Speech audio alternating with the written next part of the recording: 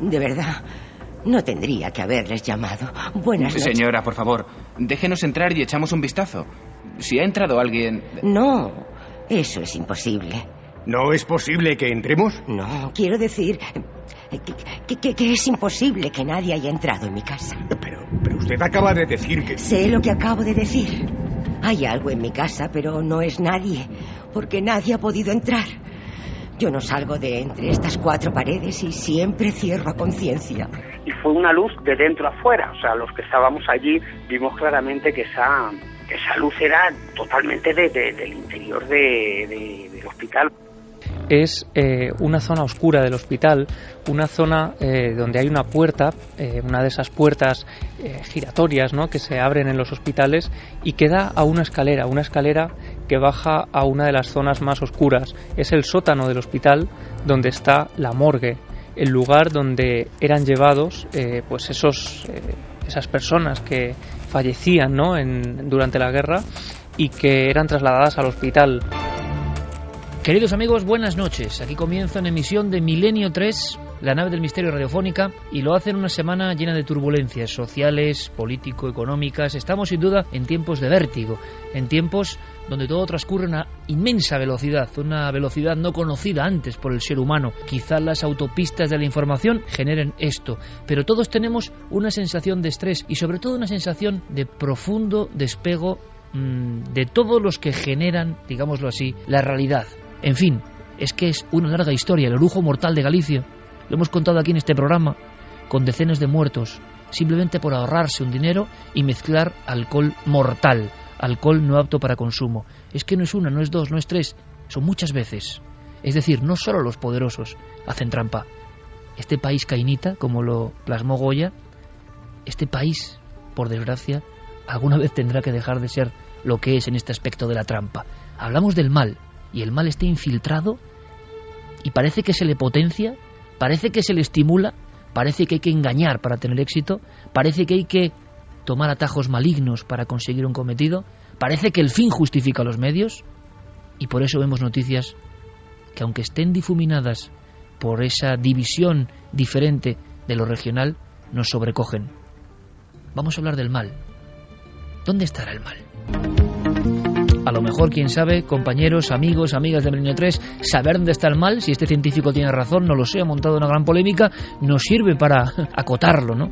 El librarse del mal en esta sociedad cada vez es más difícil. Así que, como es de recibo y como es lógico, este equipo, ¿verdad, Javi? Compañero, buenas noches.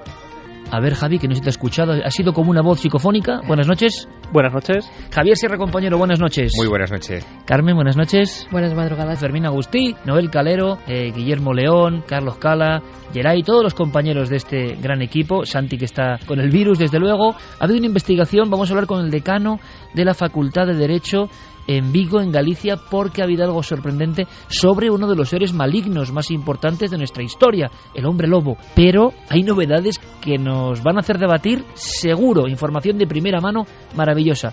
Comenzamos. 1:43. Diego Marañón, compañero, buenas noches. Muy buenas noches, Iker. Una noticia muy sorprendente, una noticia realmente polémica. Ha habido ya la lógica reacción, y uno no sabe si las reacciones son porque tenía verdad este científico, tenía autenticidad, tenía material suficiente, se lanzó a la piscina y hay cosas que no se pueden casi tocar. ¿Me cuentas primero quién es el científico para saber un poco qué es lo que ha descubierto? Sí, por supuesto, estamos hablando del doctor Gerhard Roth, que es un neurobiólogo alemán, acaba de cumplir 70 años, que tiene un currículum impresionante a sus espaldas. Iker estudió filosofía, lingüística, música, biología, fisiología y neurobiología, y desde el año 1997 hasta el 2008 fue director del Instituto de Estudios Avanzados sobre el Cerebro en la ciudad de Delmenhorst, en Alemania. O sea, una autoridad mundial en la materia del estudio de la mente humana, y atentos porque esto, como también digo, va a dar lugar a debate. Carmen, si te parece, abrimos líneas de inmediato porque es un tema, la mancha del mal, el área del mal, que nos intercomunica con qué es el mal en sí mismo, ¿no? ¿Existe el mal realmente? ¿Puede nacer uno? Porque hay una cosa increíble, parece que este doctor habla de ese proceso que todo el mundo sabemos que es fundamental, el parto, el nacimiento, el cerebro, los daños que puede haber en el cerebro latentes y que uno no sabe y los tiene ahí como una rémora, ¿será verdad o no? Bueno, como es un tema que todo el mundo seguro va a querer opinar, abrimos líneas. Claro que sí, Iker. Muchos comentarios ya, vamos a ir pasándonos poco a poco y vamos a debatir sobre este tema que está tan candente. Claro, y es que es un tema muy potente, ¿no? Yo lo hilo incluso con ese mal, no hace falta ser asesino en serie para tener el mal dentro, ¿no?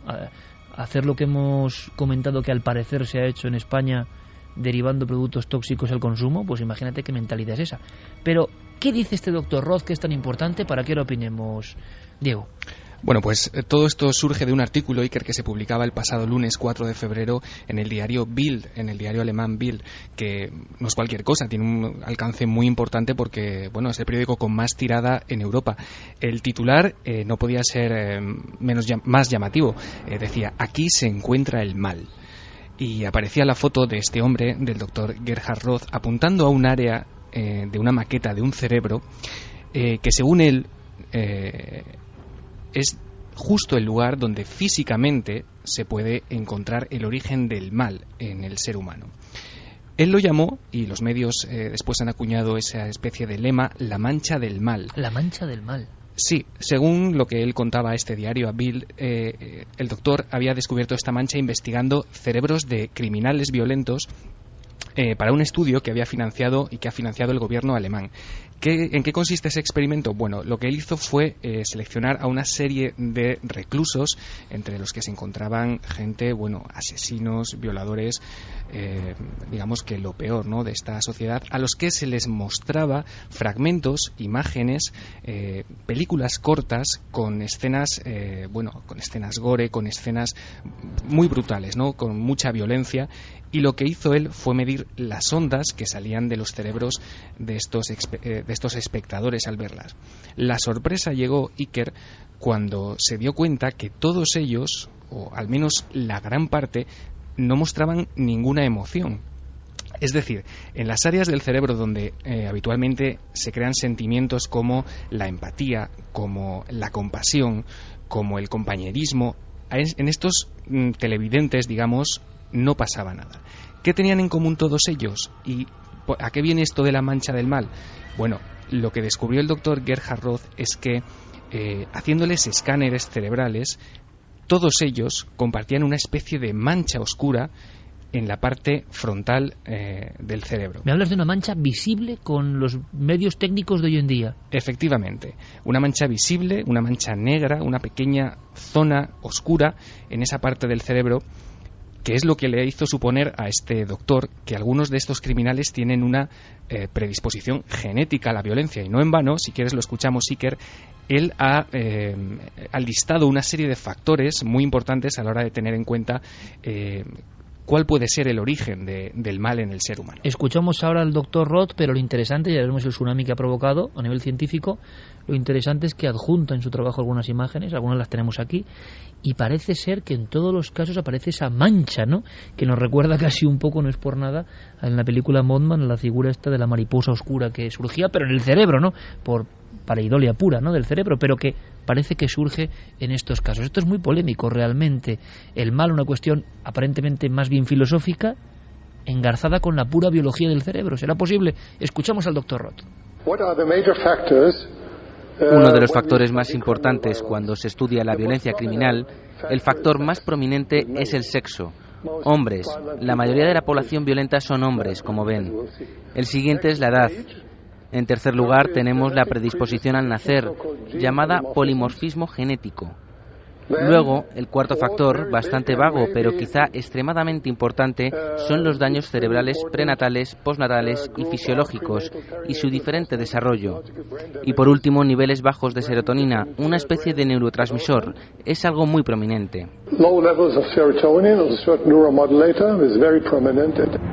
Al escuchar todo este mundo de cuestiones, incluso antes del nacimiento, siempre recuerdo a Stanislav Grof, uno de los grandes investigadores de la mente humana, que hablaba de lo importante que era el tránsito, ese momento del parto, ese momento, ojo, por el que todos hemos pasado, ¿no? Bueno, no todos, porque si se hace, por ejemplo, una cesárea, que es muy común, el niño no pasa por ese conducto, ¿no? Uh-huh. Cuidado que lo del conducto es todo una historia, ¿no? Es todo una historia que casi nos traslada a los juegos de pruebas, y ahí se abre una batalla también, como decía antes Javier, ¿no? Y son momentos breves en el tiempo, pero que parece que son vitales y que se quedan grabados en la mente del individuo. Hay muchos estudios de este tipo muy polémicos.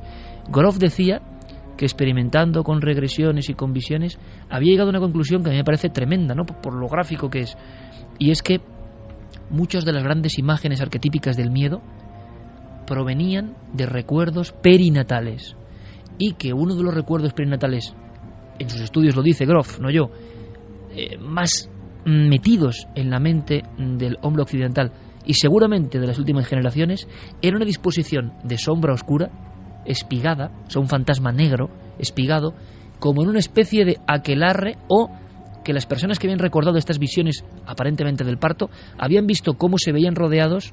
Puede ser una propia visión del parto, pero que parece que es todavía cuando está dentro de la madre. Los miedos también surgen ahí, una visión como de un aquelarre. Lo comparaba Grof con el aquelarre de Goya, la posición, la forma incluso flamígera, o del Greco, el Javier, de las figuras. Bueno, pues que eso aparece como fantasmagoría, como miedo inserto en el ser humano desde el momento del parto. El doctor Roth, Diego, yo no sé hasta qué punto ha llegado, pero habla de eso, de cosas que pasan en el cerebro y que se quedan ahí y que están latentes sin que uno lo sepa. Sí, efectivamente, e incluso ha dicho Iker que la psicopatía, como el autismo, es una especie de condición neuronal distintiva que se puede identificar incluso en niños a partir de los 5 años. Esto ha sido bastante polémico, pero curiosamente se ha encontrado con el apoyo de otros profesionales, como por ejemplo Mark Dutz, que es psicólogo de la Universidad de Gales, que se apunta a esta opinión e incluso dice que, bueno, que no es algo evidentemente agradable ni cómodo de diagnosticar a un niño que sea un psicópata, pero que las evidencias parecen ser fuertes en ese sentido. Vamos a escuchar una cosa más simplemente, porque nosotros evidentemente hemos preguntado a nuestros colegas en España que saben del cerebro, doctor Gaona, doctor Cabrera, y por ejemplo lo que decía el doctor Gaona a mí me ha sorprendido, porque esto se ha tomado como una herejía tremenda, como un salto al infinito que no se puede comentar. No es políticamente correcto decir que en los criminales hay una mancha, algo biológico que late y que se ve por el escáner, pero el doctor Gaona, que ha estudiado mucho el cerebro, fijaos lo que nos contaba hace unas horas. La verdad que se está hablando de este tipo de cuestiones desde hace ya tiempo, porque lo que hace la noticia en el fondo es vincular un área cerebral con ciertas conductas que son faltas, la mayor parte de las veces, por ejemplo, de compasión, de bondad, en definitiva de empatía. Y esto se ha localizado en áreas frontales y prefrontales en el cerebro, ya desde hace unos cuantos años. En los dibujos, en las ondas, en la corteza de nuestro cerebro está la marca, el estigma del mal. ¿Es posible? Escuchamos al doctor Cabrera. El mal en sí mismo es un concepto filosófico que no encierra un lugar anatómico en el cerebro. Lo que sí es cierto es que las personas reiteradamente criminales, reiteradamente violentas, tienen alguna estructura cerebral, probablemente la estructura que controla el sentimiento y la afectividad, que esté dañada. Esto no lo podremos saber hasta dentro de 100 años, y entonces los tribunales tendrán que determinar si esa persona criminal es o no imputable, si se demuestra esa alteración en el cerebro. Cuando escuchamos noticias de crímenes u otras de cuestiones absolutamente degradantes, pensamos muchas veces, oye, hay diferentes humanidades conviviendo. No me cabe en la cabeza, es imposible que alguien haga esto. ¿Será que realmente hay diferencias importantes a nivel fisiológico que empiezan a ser descubiertas ahora? ¿O esto es entrar dentro de la fisionómica y cuestiones que tuvieron mucha polémica porque pensaban que en nuestra naturaleza, en nuestros rasgos, no puede haber nada que se identifique con el mal o con una conducta criminal? Pero curiosamente la tecnología, la investigación científica, un científico de primer nivel mundial salta a la arena con esto. Seguramente será callado, ¿verdad? Seguramente ya no se hable mucho de esto o le desprestigien. Pero es inquietante simplemente cómo dice esto y con qué material lo ha ilustrado, ¿no? Dos imágenes me vienen inmediatamente a la cabeza después de escuchar esta información que nos trae Diego. La primera tiene que ver con una visita que hicimos Carmen, tú y yo, hace algún tiempo en Turín al Museo de Antropología Criminal del doctor Cesare Lombroso, ¿os acordáis, verdad? Uh-huh. Cesare Lombroso es el padre de la frenología, alguien que ya en el siglo XIX, a finales del siglo XIX, estaba tratando de estudiar la forma de los cráneos, ciertos comportamientos que dejaban su huella física en los individuos criminales, buscando de alguna manera la mancha del mal, no en el interior del cerebro, porque no tenía tecnología para hacerlo, pero sí en el aspecto externo de los criminales, ¿no? Esto sería como un paso más. Es interesante, pero también tiene un peligro, y es buscar en lo físico la esencia o la respuesta a lo que no es físico. El mal anida en el cerebro, o en la mente, o en el alma, o en el ánimo de mucha gente, pero no sabemos muy bien si eso tiene una respuesta física, ¿no? Realmente ese es un misterio que, bueno, el doctor Roth ha querido explorar. Pero luego una segunda cosa, un aporte que a mí me parece cuando menos curioso. El doctor Gerhard Roth sitúa esas manchas del mal que ha encontrado en los criminales siempre en el lóbulo frontal del cerebro. Bueno, pues hace solo unos años, en 2009, se publicó un libro que tuvo muchísimo impacto en los Estados Unidos, que llegó a ser uno de los libros más vendidos en ese país. Lo apoyó incluso Oprah Winfrey en su famoso show de televisión, que se titulaba How God Changed Your Brain, es decir, cómo Dios cambia tu cerebro. Era el estudio de dos importantes neurólogos, dos médicos, el doctor Andrew Newberg y Mark Robert, que llegaban a una conclusión muy curiosa, y es que orando o meditando, lo que se activa es el lóbulo temporal del cerebro. Es decir, que durante ellos estudiaron el cerebro O sea, no el frontal, donde está el mal. El mismo punto que se activa con el mal, se activa para el bien. Esto es una cosa muy curiosa, porque estos dos doctores, los autores de este libro, lo que hicieron fue someter a tomografías computerizadas los cerebros de varios lamas tibetanos en un experimento, muy científico y muy controlado. Y se dieron cuenta de que, por ejemplo, durante la meditación había otras partes del cerebro, como el lóbulo parietal, que es el que marca sobre todo la conciencia de estar en un lugar en el espacio, que se adormecían y se desconectaban. Lo cual es lógico, porque durante el proceso de meditación o de oración uno puede llegar incluso a perder por completo el sentido de dónde se encuentra, ¿no? Pero lo que se activaba, lo que se hiperactivaba eléctricamente, era el lóbulo frontal del cerebro durante esos procesos que se presupone que son positivos. Que ahora el doctor Roth marque ese punto como el lugar donde se activan las manchas no deja de ser muy curioso, y además te diría que casi una lección trascendente. El mal y el bien cohabitan en el mismo punto. Diego, ¿algo más hay que saber de este doctor, de la inmensa polémica? ¿Ha dicho alguna cosa importante que nos hayamos dejado en el tintero? Bueno, él, viendo lo que se ha montado, con opiniones mucho más en contra que a favor, Iker, en todo el mundo, él ha mantenido un silencio escrupuloso. Incluso la Fox, en su página web, deja claro que el doctor Roth no ha querido contestar a sus preguntas a raíz de esta información, y lo que ha ocurrido es que se ha montado una polémica bastante importante, sobre todo por parte de la Universidad de Bremen, que, impresionada por la respuesta y porque se estaba poniendo de alguna manera en cuarentena, ¿no?, la reputación de este prestigioso profesional, lo que ha hecho es emitir un comunicado que está colgado ahora mismo en la portada de su página web, donde lamenta, y leo textualmente, la total falta de comprensión de las declaraciones de Roth. Es decir, echa de alguna manera un poco la culpa al diario Bild de que no ha entendido bien lo que el doctor Roth quería explicar. Como te digo, esta entrevista que concedió el 4 de febrero ha provocado en general un tremendo escepticismo en la comunidad científica. Se ha puesto de alguna manera en entredicho la figura de este neurólogo.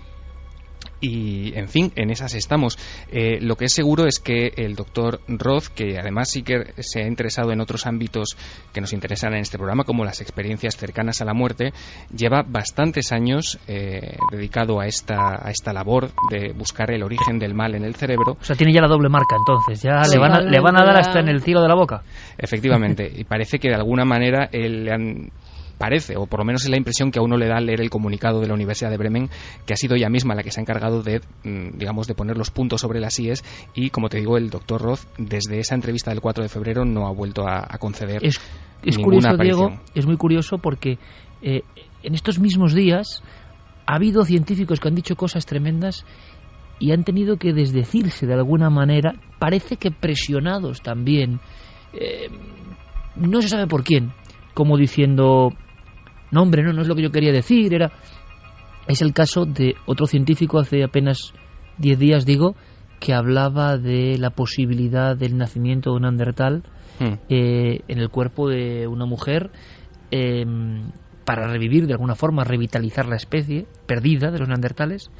Y de inmediato, cuando se monta el gran follón, que hoy se monta de una forma absolutamente exponencial, nada que ver con lo que ocurría antes, de inmediato una noticia más o menos llamativa recorre el mundo.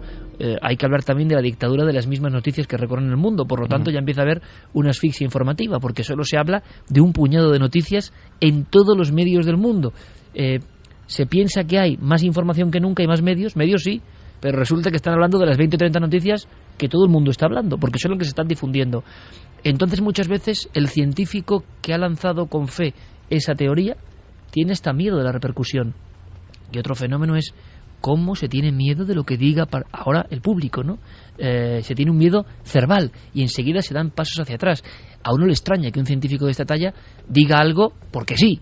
Lo dice por algo y con un sentido. Cuidado que además el científico en cuestión, el Dr. Roth, ha hecho públicas las imágenes, es decir, no es que de repente sea una conclusión sacada más o menos de forma especulativa, sino que ha hecho una presentación pública de los materiales, en fin, del estudio concreto. Llevaba un tiempo haciendo el estudio, además. Han sido muchas entrevistas, han sido con los presos, con los criminales, les ha sometido a muchos análisis, o sea que no es una cosa que se haga de un día para otro, es una cosa que lleva... Viendo al Dr. Roth y lo que contaba Diego, ha estado interesado en experiencias cercanas a la muerte, es una personalidad científica de primer nivel, está investigando en el mal, o sea, es alguien que investiga. Eso ya de momento, aparte de la comunidad, no le gusta. Que indaga, que busca otras respuestas, que se mete en los temas más peliagudos, y por eso ahora está recibiendo una respuesta en contra brutal. Yo no sé si tiene razón o no sé si todo está en el cerebro, creo que no, pero sería un descubrimiento muy interesante, y al ser tan políticamente incorrecto, le están... Y piensa además otra cosa, que este tipo de estudios tienen doble valor si cabe, porque no suelen estar financiados casi nunca por ninguna gran empresa farmacéutica o por ninguna compañía importante, porque sencillamente no se les puede sacar una rentabilidad económica a corto plazo. O sea, buscan saber. Exacto, por lo tanto, el punto de partida es siempre la curiosidad del propio médico o del propio investigador, que creo que en este caso es lo más valioso, es decir, es la investigación por la investigación. Recordad, por ejemplo, al famoso asesino múltiple español Delgado Villegas Larropiero, que fue el primer caso en nuestro país que se habló en su día, en los años 70, ni más ni menos, de algún tipo de anomalía genética, el gen del superhombre se llamó en un principio, o de la bestia humana, y se ha hablado mucho de genética y conducta asesina. O sea, este es un paso más, ¿tendrá razón o no? ¿Y qué dice el público, Carmen? Pues dicen de todo, Iker. Algunas preguntas muy interesantes. María Leonardo dice, ¿podría ser que esa mancha se generara a lo largo de la vida del psicópata debido a su enfermedad?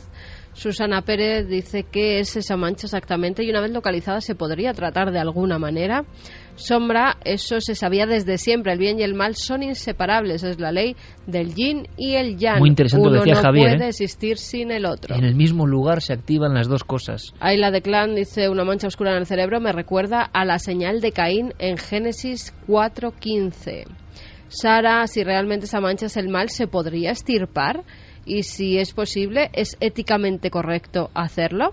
Muy interesante también. Interesantísimo, aunque imagino, Diego, por último, que el doctor Roth no ha podido responder a nada de esto. Ha mostrado las fotografías, el estudio, pensaba que la repercusión seguramente iba a ser solo en círculos científicos, y ahora mismo está callado, ¿no? Y no nos extrañe un comunicado tipo, no era lo que yo había dicho, ¿no?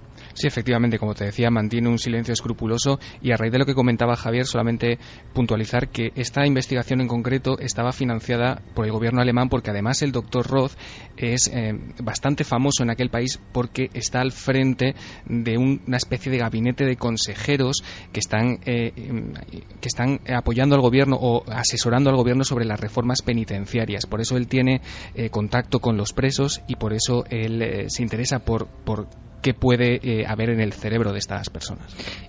Diego, nos escuchamos y hablamos luego, ¿vale? Perfecto. Seguimos hablando del mal, y seguimos hablando del mal porque rápidamente, antes de subir al Everest, a mí me gustaría contaros algunos hallazgos sobre una figura arquetípica del mal. Es más, cuando se hacen tratados sobre psicópatas, se suele poner el retrato robot de Blanco Roma Santa como el primer asesino en serie español que se creía lobo, ¿no? Resumir la historia, la hemos contado en Cuarto Milenio en infinidad de ocasiones, incluso con algunas extrañísimas maniobras. No sé si recordáis, hizo un buen trabajo nuestro compañero entonces Luis Álvarez sobre el hallazgo de unos huesos. Quedaos con esto, compañeros, porque esto es muy interesante, con lo que viene a continuación. El hallazgo de unos extraños huesos que parece que eran las víctimas de Roma Santa. Blanco Roma Santa era el buhonero, Blanco Roma Santa era el personaje que vagaba por los bosques de Galicia y que parece que hacía ciertas rutas entre Galicia y Cantabria para llevar a personas que iban a buscar una mejor vida en ciudades bollantes como Santander. Muchas de estas personas, por lo menos 9, desaparecen en mitad del camino. Cuando se atrapa a Roma Santa, después de una investigación y una serie de casualidades, el misterioso y siniestro buhonero asegura que es el hombre enmeigado, el hombre maldito, el hombre que tiene el mal del lobisome en su interior, y que con don Genaro y otro hombre de origen desconocido, 3 personas, lo dice en ese manuscrito judicial impresionante, cazan de noche, pero cazan convertidos en lobo. Él se ve como un lobo. Es más, se llega a decir que las heridas de los huesos que se encuentran de la primera víctima están como mordidas por los lobos, y nunca se supo si eran lobos que habían con su hocico rastreado después, o de verdad Roma Santa se había convertido en una bestia. Fue un caso de licantropía, caso de hombre lobo a nivel, repito, judicial. Lo que tenemos ahora es una gran sorpresa, muy interesante, para que además opinéis, porque es un caso de el mal, la maldición que entra dentro de un individuo célebre. Un individuo, por cierto, del que no se sabe casi nada. Un individuo que la terrible película de Pedro Lea, El bosque del lobo, retrataba así por los caminos, vendiendo sus mercancías en su carro de madera. Estampas bendecidas con la vera efigie de Santa Eufemia, abogada contra el maligno. Cintas de cada color traídas desde la corte. Escapularios con reliquias y conchas del señor Santiago. Agujas e hilo fino. El material venido de otros lugares lejanos y la gente arremolinándose, y López Vázquez en la magistral actuación que recordó, y lo hemos contado aquí hasta el último de sus días, ¿no? El propio Pedro Lea, y yo le he contado, me contaba muy impresionado cómo en las últimas horas de López Vázquez, y hacía años que no se veían, le agarró la mano, casi como si fuese una garra, y un López Vázquez que ya no podía ni ver, ese grandísimo actor, volvió a recitarle estas cosas, como si Roma Santa flotase todavía sobre su memoria y su mente, ¿no? Y su espíritu. Se hablaba de maldiciones, de ensalmos, del séptimo hermano, y por eso la marca, la cruz, ¿no?, de lo negativo, condenado en la luna llena a ser lobo. Y se hablaba también así en esa película. Lo que yo voy a contar a nadie se lo oí, que era mozo cuando conocí al cuitado, y aún le tuve cerca, como os tengo ahora a todos. Eran 7 hermanos, todos mozos, y ninguna moza entre medias. Y a este que os digo que era el Benjamín, tocóle la mala fada de ser lobisome, y la tuvo 7 años. Y lo más particular era que nadie le podía hacer mal mientras estaba con ella, porque la maldición había de cumplirse. Las gentes le decían el ensalmo que se recomienda para estos casos: encomiéndate a Dios y a Santa María, y a su Hijo precioso que de ella provenía, y a San Silvestre y a los ángeles 37. Que Dios líbrenos por siempre de víbora y de sierpe, y de toda mala cosa, y de hombre sañoso, y de lobo rabioso. Y en un lobo rabioso de las montañas parece que se había convertido Roma Santa. Bien, 9 víctimas.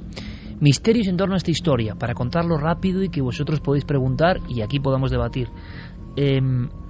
Al parecer Roma Santa se convierte en lobo. Él hasta el último de sus días dice que era un maldecido, que se convertía en bestia, que se transformaba y que mata repentinamente sin quererlo, y es más, que luego lloraba y rezaba, porque al parecer era un hombre muy pío, sobre los cadáveres.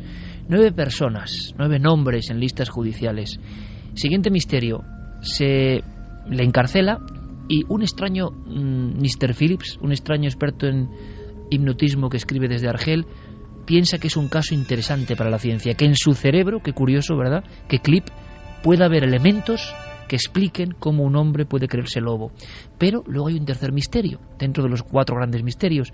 La reina Isabel II cuando va a ser ejecutado, interviene Isabel II para el caso de un buhonero gallego. Es curioso, no había habido otros casos, había muchas ejecuciones, para que no se le lleve al cadalso y por lo tanto se le conmute la pena por cadena perpetua.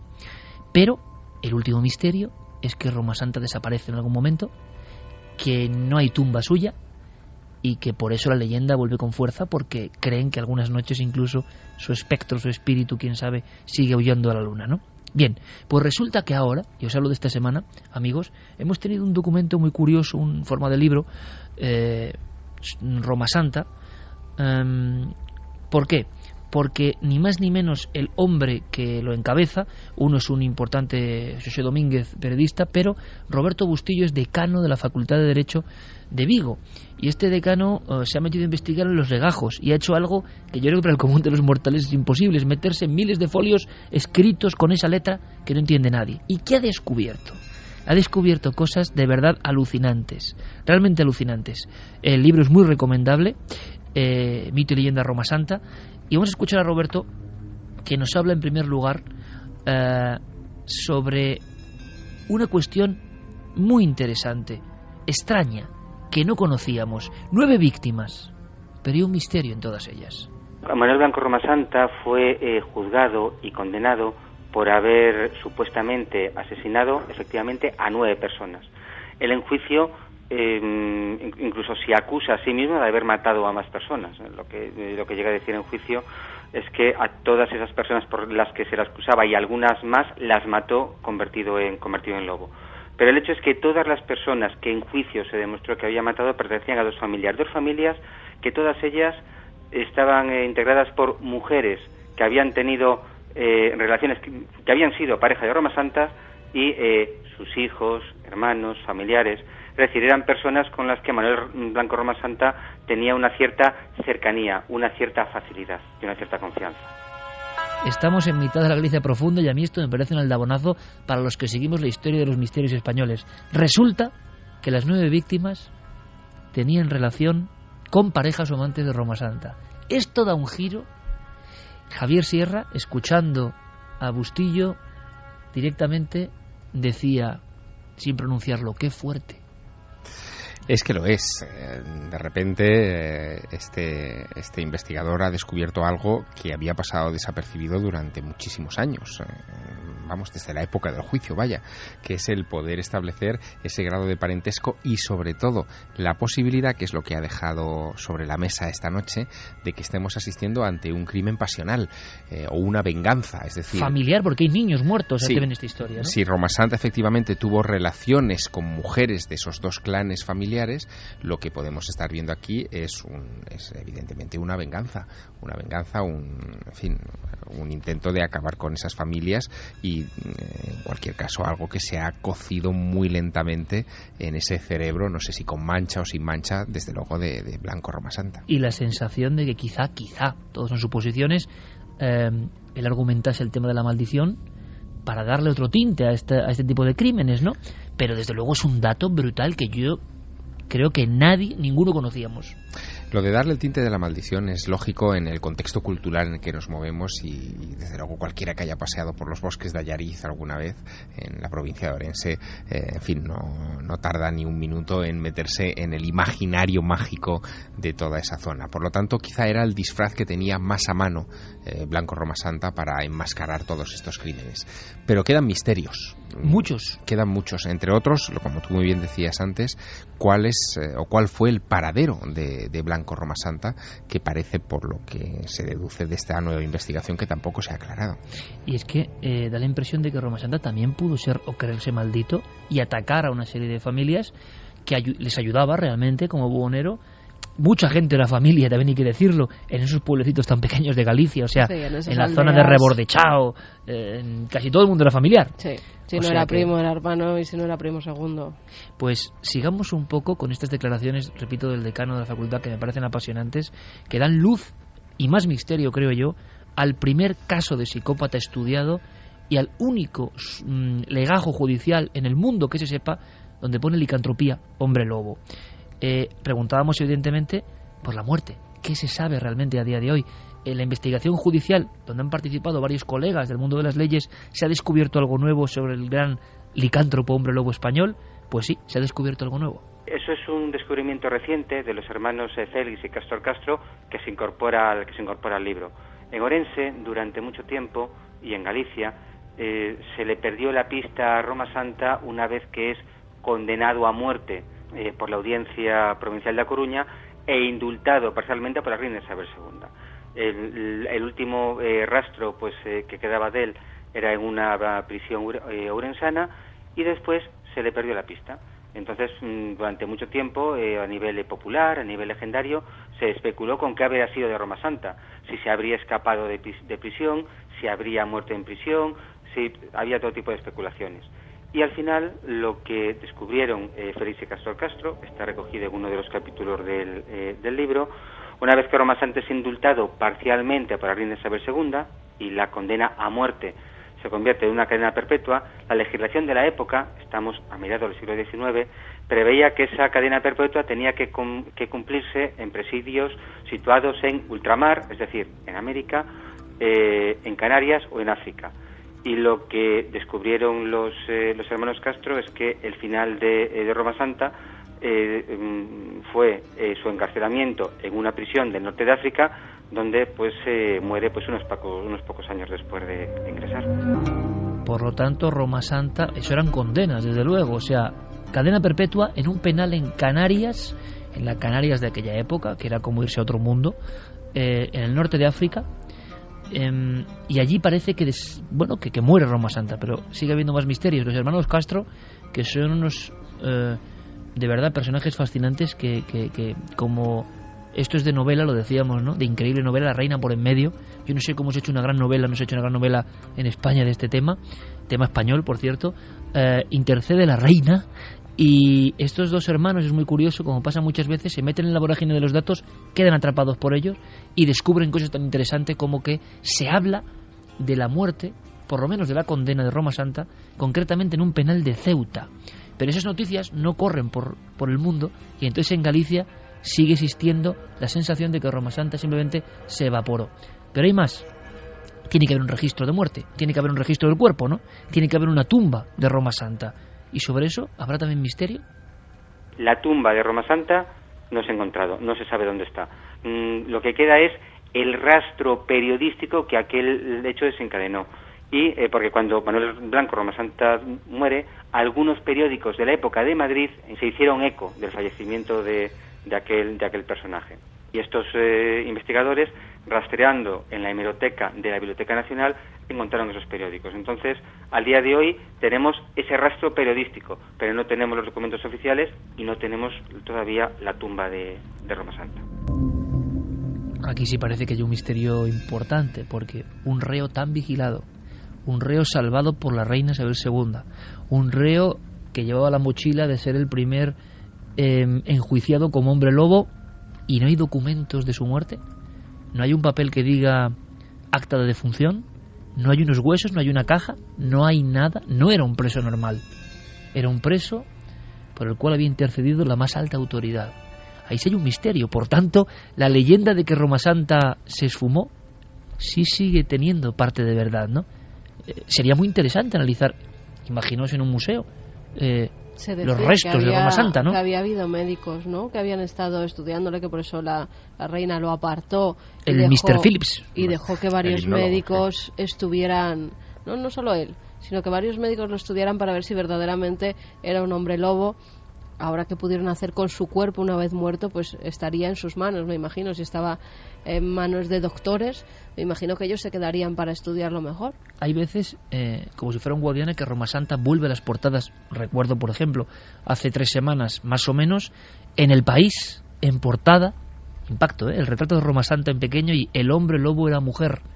¿Os acordáis? Una de las teorías de... ya más extrañas, hay que decirlo, de la orientación sexual o incluso del género del propio Roma Santa. Esto es muy raro, ¿no? Y sobre esto han investigado. Tan raro como el hallazgo de supuestos huesos de las víctimas que nosotros investigamos y todo era una mentira. Todo era una especie de cebo, no sé bien para qué. Huesos, una excavación supuestamente los cuerpos de aquellos infortunados atacados por el hombre lobo, que nunca han aparecido, por cierto.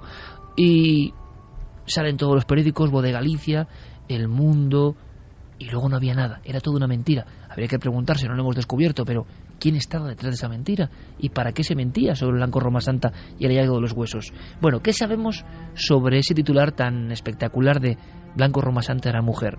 La investigación vuelve a ser sorprendente. Manuel Blanco Roma Santa aparece, pero aparece como Manuela Blanca Roma Santa, aparece una A. ¿Por qué aparece esa A? Porque igual, pues, efectivamente había algún problema genético, algún problema físico y el sexo no estaba claro por determinar.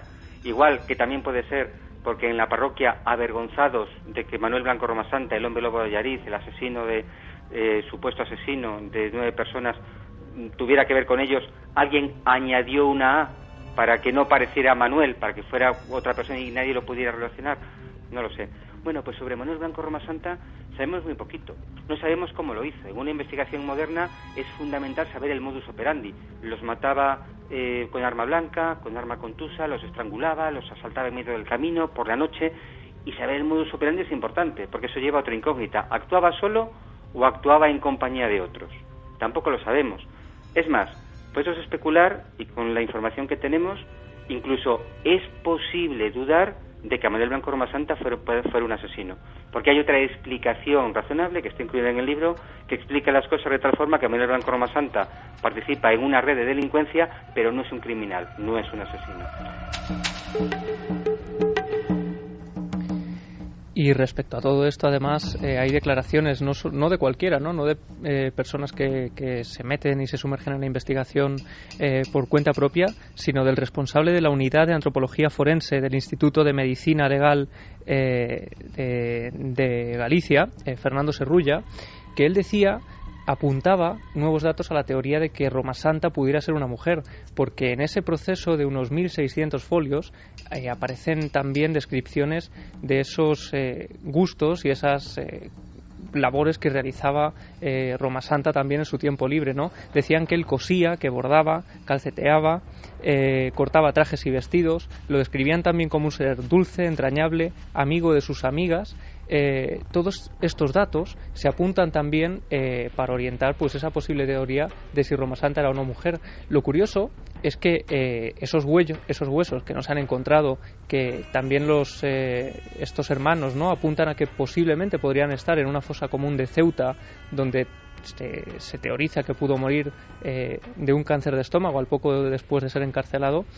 La falta de encontrar esos huesos para hacer análisis de su ADN lleva también a otra posibilidad también muy de novela, y es encontrar a los descendientes de Roma Santa, a esos familiares a través de los 4 hermanos que tenía, que todavía hoy siguen viviendo en los pueblos aledaños, y hacer análisis de ADN para saber e intentar conocer algo más de este personaje mítico. Mítico, pero real, y como estamos diciendo aquí, parece mentira que, se ha hecho alguna película, pero El Bosque del Lobo es la película que más se acercó al mito, ¿no? Pero que tiene tantos elementos, claro, dice, sabía cortar trajes, bordar, hombre, es que era buhonero también, es decir, y seguramente llevaba encurtidos pieles y tenía destreza casi como sastre de la época, ¿no? O sea, todo es muy confuso, pero sí que hay algo que yo no sabía y que me ha sorprendido. Hablamos, repito, del gran caso de psicópata criminal español, el que siempre pone, digamos, la ficha número 1 en los libros y tratados, ¿no? El primer gran caso que demuestra que hay gente que, creyéndose maldita o estando maldita, yo no lo sé,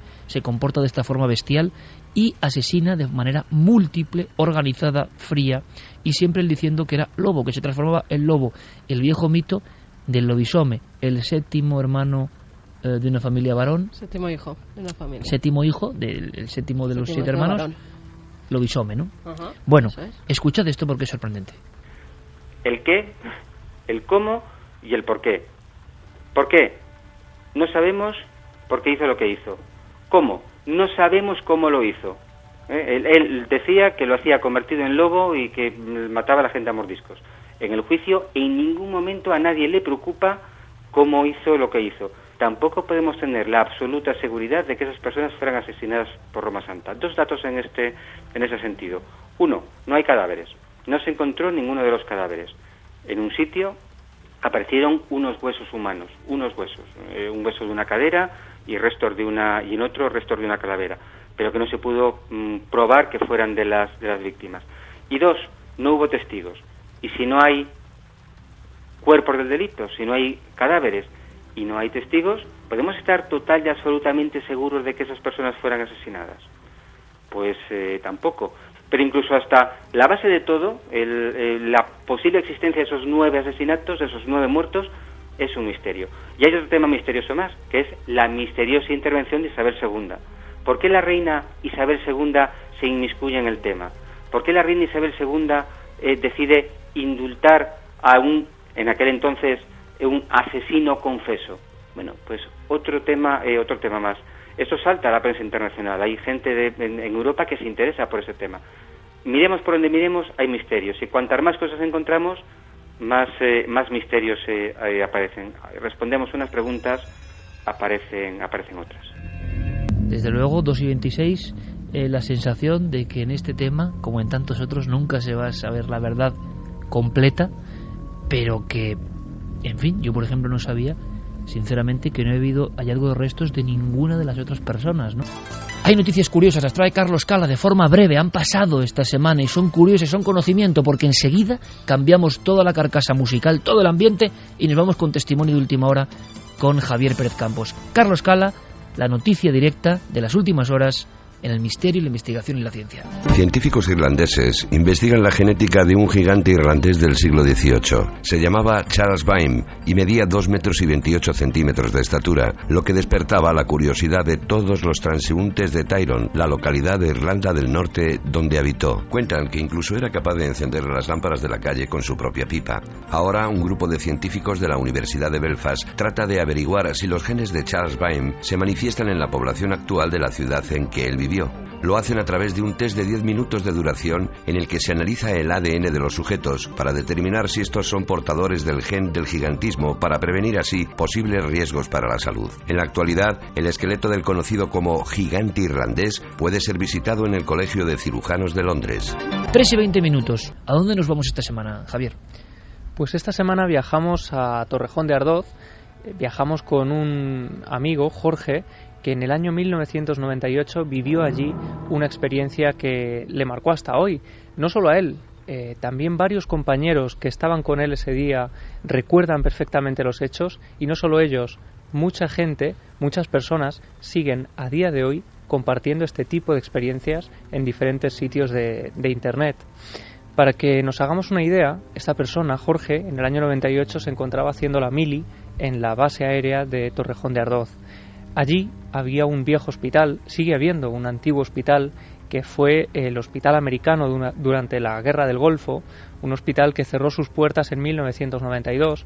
Allí se produjeron importantes muertes, ¿no? y bastante sufrimiento, y ese edificio, ese lugar, podemos imaginarlo como esos sanatorios también, ¿no? que están esparcidos por nuestra península, esos edificios blancos, enormes. ¿Existe todavía? Existe todavía. Es un lugar donde bastantes personas aseguran haber sido testigos de extraños fenómenos, y es lo que ocurría en aquellos días del año 98. Esta persona, Jorge, estaba acostumbrada a escuchar a altos cargos e incluso hablando de los fenómenos que habían vivido en ese lugar. Estaba acostumbrado también a ver las patrullas inspeccionando el edificio por dentro, porque algunos aseguraban ver incluso extrañas luminarias cuando la luz se había cortado hacía más de 6 años, justo cuando el hospital cierra sus puertas por completo. Así que una tarde, él, junto a otros 4 amigos, decide adentrarse en el hospital para comprobar en primera persona qué es lo que está ocurriendo allí y si es cierto que los fenómenos de los que habla todo el mundo se producen cuando alguien se pasa a esos lugares, ¿no? Y ya desde el primer momento, tanto Jorge como sus compañeros se convierten en testigos directos de lo que ese hospital parece querer mostrarles. Bueno, nosotros entramos pues por una de las ventanas, bueno, en un plan, porque claro, obviamente esto estaba totalmente acordonado y nada más entrar, imagínate todos esos pasillos que tienen los hospitales sin luz y con las puertas cerradas, pues obviamente ahí no hay ninguna luz, ninguna posibilidad de que entre ninguna fuente de luz natural. Estaba completamente oscuras, entramos con unas linternas bastante potentes y de repente lo primero que nos encontramos nada más entrar pues fue una bola de luz que apareció allí y se expandió como hacia afuera, fue un resplandor importante y fue una luz de dentro a afuera, o sea, los que estábamos allí vimos claramente que esa luz era totalmente del interior del hospital. En ese momento, los 5 amigos que están en el interior de ese hospital empiezan a correr completamente desorientados por esos largos pasillos que todos hemos recorrido alguna vez en esos hospitales, ¿no? Cada uno sale corriendo por diferentes estancias. Se separan, del o sea, lugar. lo que nunca hay que hacer. Claro, se separan, no saben dónde ha ido a parar cada uno, llegan a perderse hasta el punto de que nuestro amigo Jorge llega a verse completamente solo en medio de un enorme pasillo en el que a un lado hay un ascensor, ¿no? Esos ascensores que tantas veces ha escuchado a algunos de sus compañeros asegurar que los habían visto ponerse en marcha solos. Y es entonces cuando él, una vez más, es testigo del misterio. Cada uno pues fue por un sitio. Yo fui por una parte, que había un pasillo con ascensores, que es cierto que yo los vi subiendo y bajando. Recuerdo 3 ascensores y los 3 estaban en marcha, subiendo y bajando constantemente. Entonces seguimos corriendo cada uno por su lado y aparecimos, curiosamente, en la única entrada que había a este famoso tanatorio. ¿Ha dicho tanatorio? Sí, justo en la parte a la que ellos, como él decía, llegan a encontrarse de pura casualidad, es una zona oscura del hospital, una zona donde hay una puerta, una de esas puertas giratorias, ¿no?, que se abren en los hospitales y que da a una escalera que baja a una de las zonas más oscuras. Es el sótano del hospital donde está la morgue, el lugar donde eran llevados pues esas personas que fallecían, ¿no?, durante la guerra y que eran trasladadas al hospital. En ese momento él recuerda también que justo en ese lugar, en ese punto en el que todos han coincidido, esas puertas que se abren hacia la oscuridad, también otros tantos aseguraban haber visto figuras como de una persona que se movía por allí. Una vez más, Jorge vuelve a ver algo que le deja completamente asombrado. Yo quedé un poquito más adelantado que ellos y el grupo se quedó un poco más rezagado. Yo en ese momento lo que hice fue, dije, bueno, pues ya que estamos aquí, voy a mirar a ver qué pinta tiene esto del tanatorio y ya nos vamos. Ya empecé a bajar un poco las escaleras y me encontré las típicas puertas que son abatibles. Entonces, al lado justo de esa puerta había como una camilla que no se veía no sé cómo explicarlo, no se veía como una imagen sólida. Yo es algo que nunca había visto igual, era algo que no se veía con solidez, pero sí se veía en la camilla como si hubiera cosas dentro, se veía que había relleno, se veía... Cuando una cama está vacía, pues eso, se ve completamente liso, ahí se veían, pues eso, bultos. Yo ya no tenía la conciencia como para determinar si esos bultos eran una figura humana o qué era. En medio de ese pasillo, esa especie de camilla que él dice que no la ve con una textura normal, no la ve sólida, y ese bulto que por circunstancias del miedo que están pasando en ese momento no llega a atisbar si puede ser una figura humana o si puede ser otra cosa. Lo cierto es que a partir de ese instante, en ese preciso momento, él decide abandonar el viejo hospital, sale corriendo de allí junto a sus compañeros, tienen que abandonarlo además por una ventana porque están tan atemorizados que no consiguen orientarse para encontrar la puerta de entrada y salen corriendo por una ventana que encuentran abierta en ese momento. Y lo cierto es que a partir de ahí, cuando comparten esa experiencia con otros compañeros, empiezan a descubrir nuevas historias.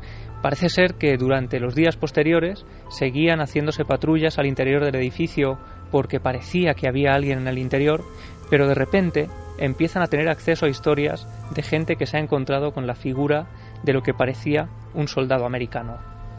Y a nosotros nos comentaron que otro compañero en su día, por todo este tema de las luces que se apagaban y se encendían, pues se pensaban que estaba desocupado, gente con linternas o algo. Entonces parece ser que bajó una patrulla y una de esas patrullas se aventuró a bajar a morgue, ¿no? Entró y pasó esas puertas abatibles. Él llegó a entrar allí él solo. Y entonces ahí fue cuando tuvo esta aparición del famoso soldado americano que comentan el piloto, dicen, porque debe de ser el que iba informado con el informe de piloto de los Estados Unidos. Y esa persona, de hecho, cuando quiso salir, esa puerta quedó cerrada durante un buen tiempo y se quedó, parece ser, el piloto hablándole y él no podía salir de allí y esa persona quedó en mal estado, claro, de la cabeza. No es la primera historia que nos cuentan de ese mismo entorno y hace bien poco, ¿verdad? Sí, nos han contado que al parecer se ocultan bastantes cosas. Bueno, es un lugar capital en la información en España, ¿no? La base aérea de Torrejón de Ardoz y sus aledaños, ¿no? Sí, pero gente que conocimos hace poco que eran exmilitares nos contaba que allí se ocultaban algunos secretos que no nos los creeríamos si los viéramos y que con eso un poco juegan, ¿no? En la ocultación de esos secretos. Algunas naves no sabía muy bien cómo explicarlo ni hasta qué punto darnos información porque nos decía, es que tengo hijos y entonces no puedo hablar demasiado. Pero nos decía que sí, hablábamos de prototipos, hablábamos de naves que estaban ocultando tecnología y era otro tipo de tecnología no terrestre. Pero bueno, ahí lo dejamos porque no pudimos averiguar nada más. Aquí hablaban también, otro de los casos que yo comentaba, que Jorge nos decía, ¿no? Y que conocían, parece ser, muchos de sus compañeros, es la historia de un soldado que incluso había llegado a quitarse la vida después de ver algo extraño en uno de esos ascensores que él había visto funcionando completamente solos. Esta persona, hemos conseguido el nombre, Carlos, parece ser, que se encuentra con algo en uno de esos ascensores, no llega a compartir con nadie la experiencia de lo que él llega a ver, pero queda tan trastornado que días después de la experiencia acaba quitándose la vida. Vamos a hacer una cosa, vamos a dar un giro, un rápido, un bucle espacio-temporal, como dirían los maestros de la física cuántica, y a las 3:33, hora Capicúa, que tiene mucho que ver además con este ambiente. Y con las apariciones. Sí, vamos a disfrutar todos. ¿Os apetece, os parece, de una dramatización? Hacía mucho tiempo que no regresaban, la ha escrito nuestro compañero Diego Marañón, y está basada en un hecho contado y ocurrido hace ya muchos años en estos mismos micrófonos de la cadena SER en Milenio 3. Ocurrió así, nos lo contó la policía. La Policía Nacional contó esta historia. ¿Cómo sonará con el equipo magistral de producción y de voces de la cadena SER? Pues exactamente así, preparaos.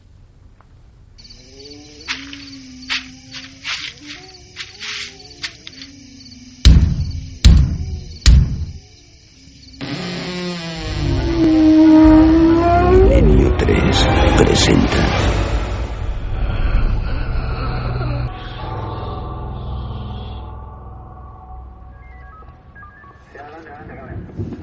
Madrid, enero de 2003. Oiga, policía, ¿hay alguien? Seguro que es aquí. Seguro, el cuarto D. Ábranos, por favor, somos la policía. Si es que son las 2:30. Me ha puesto el cuello a que se han dormido. Ya, y si no, no podemos irnos sin más. Vamos al coche, llamamos por radio y nos aseguramos de que es aquí. Que ya me haces dudar.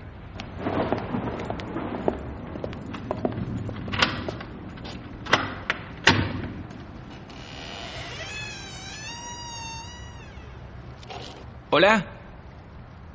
Hola. Buenas noches. Señora, ¿nos ha llamado usted? Sí. He sido yo. Hemos llamado varias veces. Usted dirá. Bueno, seguro que no es nada. En realidad no tendría que haberles molestado. No es molestia, señora. Para eso estamos. Díganos, ¿cuál es el problema? Ojalá pudiera. ¿Perdón? Verán, no es fácil. Creo que hay... Bueno, que puede haber algo en mi casa, aquí dentro. ¿Algo? ¿Querrá decir alguien? No, es decir, no lo sé.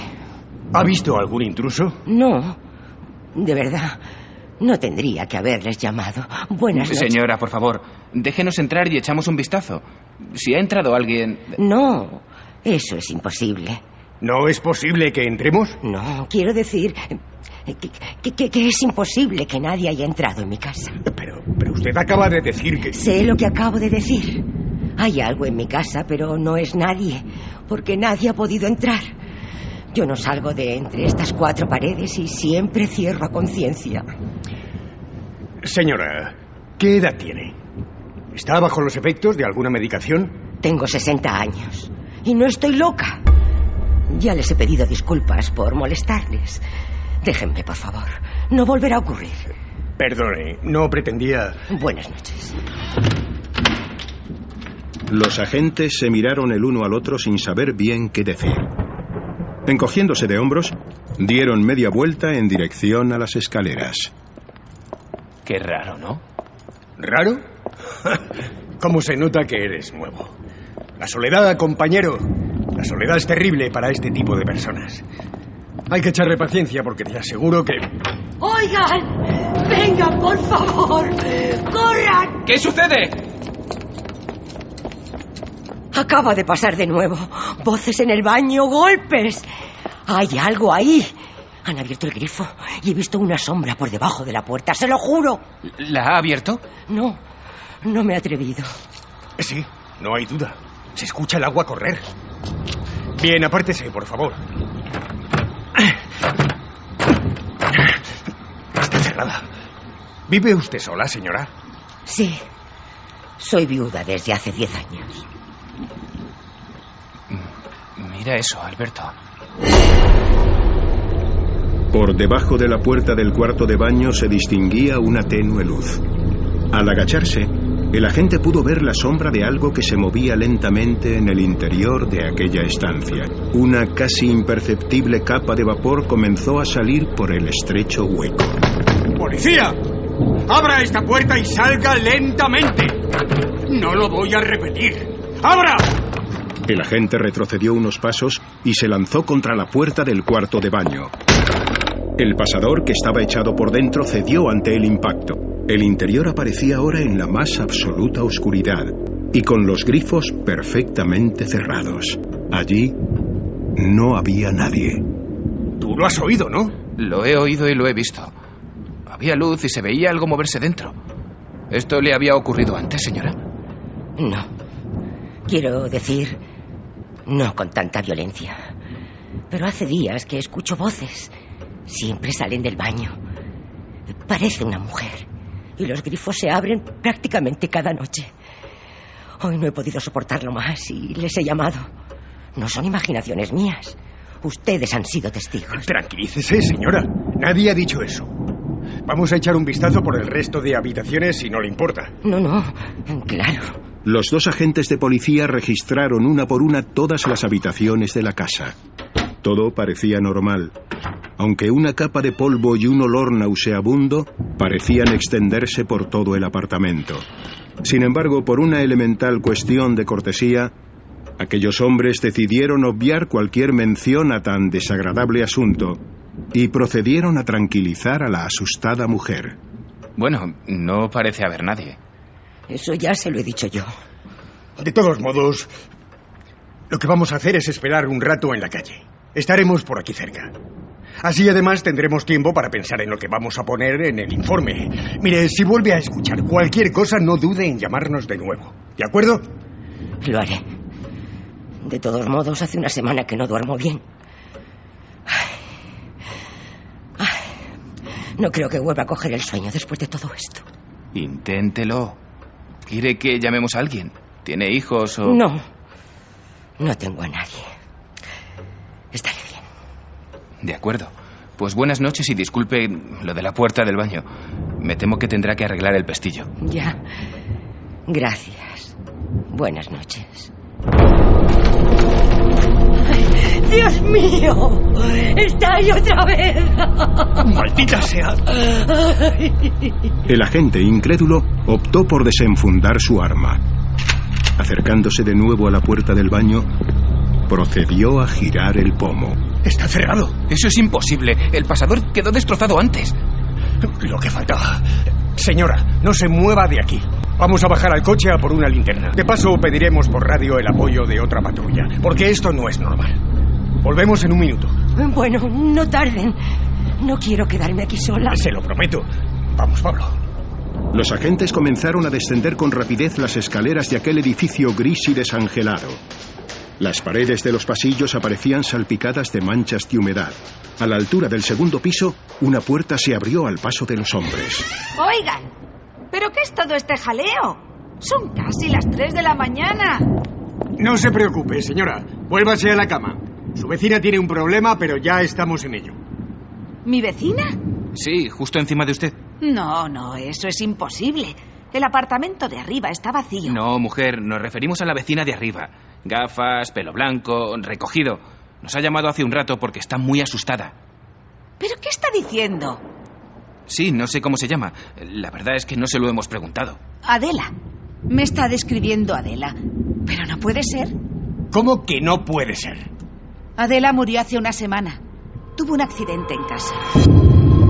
El agente palideció al escuchar aquellas palabras. ¿Qué clase de accidente?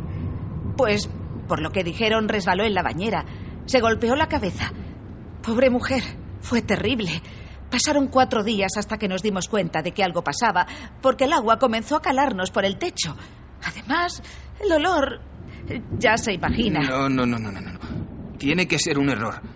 Espere aquí, no cierre. El agente emprendió de nuevo una frenética subida hasta el 4º piso. Al llegar, la misma puerta que hace unos segundos permanecía abierta de par en par esperando su retorno, aparecía ahora cerrada. Oiga, Adela. Acercando su cabeza a la puerta, comprobó cómo del interior solo se percibía un silencio sepulcral. Venga ya. Sí, central. ¿Sigue César ahí? Pásamelo. Hola, César, soy Pablo. Hola, Pablo, ¿qué pasa? ¿Me confirmas la dirección a la que nos has enviado hace media hora? La casa de la abuela asustada. Vale. Una cosa más. Llama, por favor, de nuevo al número de origen. Sí, espera un momento. Sí, espero. Nadie supo explicar lo ocurrido aquella noche. El informe de la policía zanjó el asunto, achacándolo a algún tipo de error de interpretación. Sin embargo, aquel error había hablado con 2 policías. Aquel error llevaba días muerto. Aquel error jamás descansaría.